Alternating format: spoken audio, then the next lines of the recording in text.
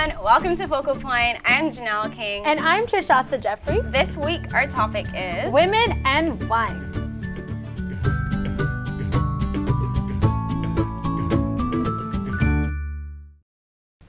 So Jenelle, this week I was having a really interesting conversation with myself, and I was thinking about the fact that one thing can be used as a tool for either good or bad.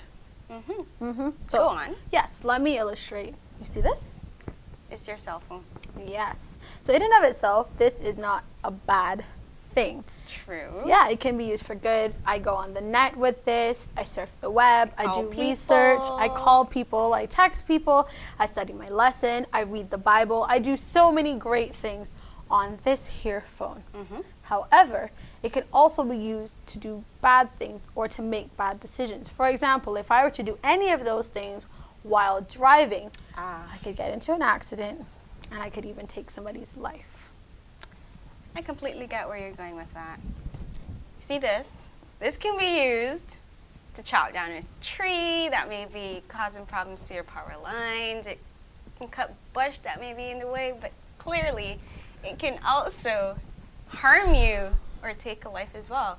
So it's really not the tool that's the problem. It's how you use the tool that makes it useful or harmful. You're way too comfortable swinging that around, but you're so right. Yeah. We have to understand that sometimes the thing in and of itself is not necessarily bad, but the things that we do with it, we can make bad decisions. They can be harmful.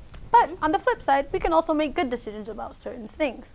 Now, the Bible speaks about this point. We see in Proverbs that Solomon uses a woman to represent wisdom, but he also uses a symbol of a woman to advise his son to stay away from bad things and to make good decisions. You know what else? In the Bible as well, we're warned against drinking wine. So if you decide to chug down a whole bottle of wine, you can be out for the night, the next day, the next day. It can turn out pretty ugly. But you know what? The Good Samaritan, he used wine to cleanse the man's wound. So clearly it's not the tool, it's how you use it. It's very true. And that brings us to our 3 focal points. Focal point number 1. Involve God in all your decisions in order to make the right decision.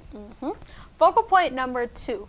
A decision that makes sense to us or may not seem that bad in our finite knowledge may not make any sense at all to God. So we have to listen to his voice to make sure that we make the right decisions. Nice. And focal point number 3. Seek God's will for your life and follow his ways. Yeah, that was a good discussion. We used 2 great tools to illustrate some awesome points. Yeah. And it also warned us against making bad decisions. And I'm reminded of a bad decision that I made a few months ago. Remember that one day when I stood up in the rain for an hour in heels? I was waiting for you, Jenelle. You remember that? I remember that.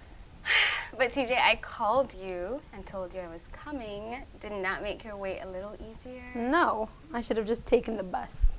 Okay, Miss Impatient. But you know what? I hope you are able to wait patiently on the Lord. I am trying to wait on the Lord patiently with his strength because I know that at the end of the day, waiting will be worth my while. Yeah, because he's coming. It's true. Oh, that's what we're talking about next week. Yep. The coming of Jesus. Contact us via Facebook and Instagram at The God Stop, and don't forget to subscribe to our YouTube channel.